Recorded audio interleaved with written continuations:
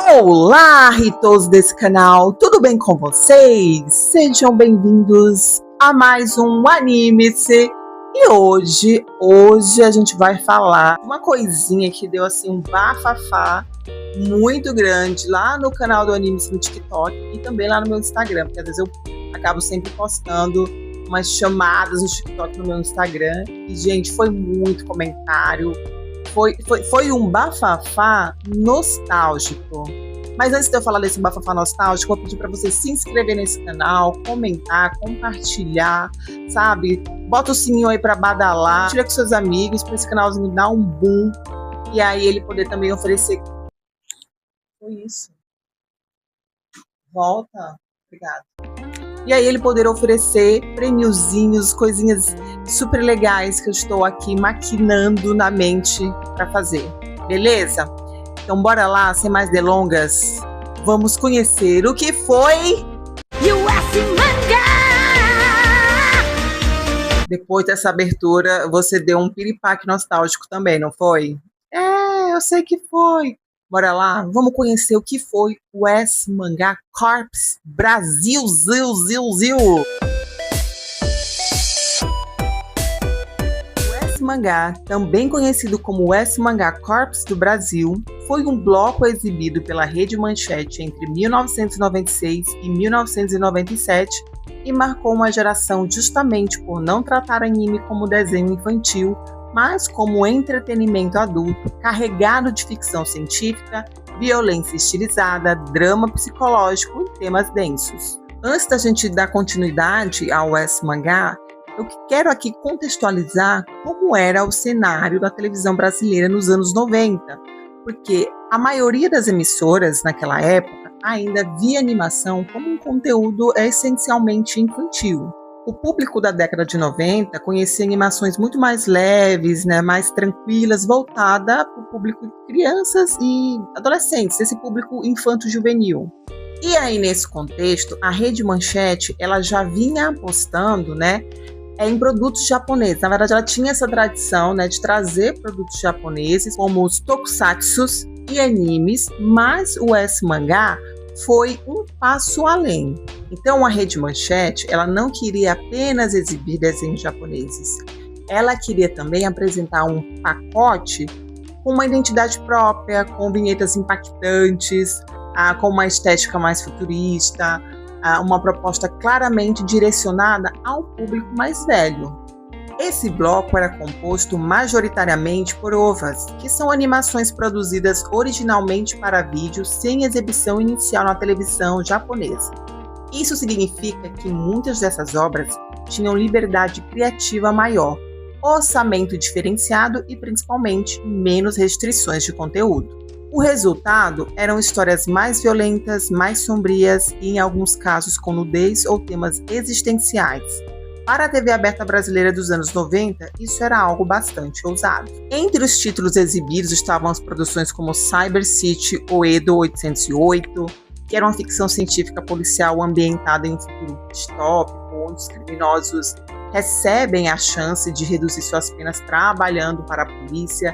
Também tinha o Genocyber, que é conhecido pelo seu nível extremo de violência e por sua atmosfera apocalíptica, entre outros títulos, gente. Mas aqui, essas obras deixaram bem claro que esse bloco ele não estava interessado em histórias leves. Tanto que os horários que eram exibidos esses animes eram por volta das 22h30, 23 horas, horário não apropriado para crianças exatamente pelo contexto que esses animes traziam. Vou abrir um parênteses. Gente, tinha anime que era exibido às 17, às 18 horas, e assim, também não era muito interessante para criança, não, tá? E as narrativas desses animes traziam críticas muito carregadas, no contexto social, no pessimismo tecnológico, no questionamento sobre o poder, na corrupção e a humanidade, enfim, temas muito mais densos, muito mais críticos. O US Mangá ajudou a consolidar no Brasil a ideia de que animes não é um gênero, mas um formato capaz de abarcar múltiplos estilos e públicos. Enquanto outras emissoras apostavam em animes mais comerciais e voltados ao público infanto-juvenil, a Rede Manchete oferecia algo que dialogava com jovens adultos fascinados por ficção científica, cultura cyberpunk e estética futurista. O bloco acabou se tornando quase cult, lembrando com nostalgia por quem assistiu e com curiosidade por quem só ouviu falar. Outro ponto aqui de se abordar, gente, é a questão da dublagem e da adaptação. Muitas dessas obras, dessas produções, elas passaram por cortes para poder se adequar à televisão brasileira. E apesar desses cortes, elas ainda mantinham uma carga dramática incomum para aquele horário. E isso gerava um choque cultural, porque uma parte do público se perguntava se aquilo realmente deveria fazer parte da televisão brasileira e outra parte ficava fascinada com o que estava assistindo. E esse tensionamento ajudou a criar essa aura quase mítica aí do S-Mangá. Contudo, o bloco teve vida curta. A própria situação financeira da Rede Manchete na segunda metade dos anos 90 influenciou a continuidade de vários projetos. A emissora enfrentava dificuldades e com isso muitas iniciativas foram interrompidas. O S-Mangá acabou sendo mais um capítulo dessa fase turbulenta que contribuiu para que ele fosse lembrado como algo raro, quase experimental. O interessante aqui de se notar é que o S-Mangá, ele abriu portas para que o público brasileiro pudesse enxergar as animações japonesas de uma outra forma. Porque a Rede Manchete, trazendo o S-Mangá e outros animes japoneses, para quem é da década de 80, da década de 90, no meu caso, que sou da década de 90, foi o primeiro contato que eu tive com as animações japonesas e que eu fiquei fascinada. E só depois da minha fase adulta que eu fui ter contato novamente com outras animações, né, com os animes japoneses, que me rendem espetáculo assim, de arte e que eu gosto muito. E aí, anos depois, com a popularização de variados animes na TV e na internet, ficou muito evidente que aquela aposta da Rede Manchete estava à frente do seu tempo. E mesmo o bloco tendo durado por pouco tempo, mas ele ajudou a consolidar, a formar um público que busca uma estética mais densa, mais complexa, mais crítica. Essa liberdade artística de tratar temas de forma mais aprofundada.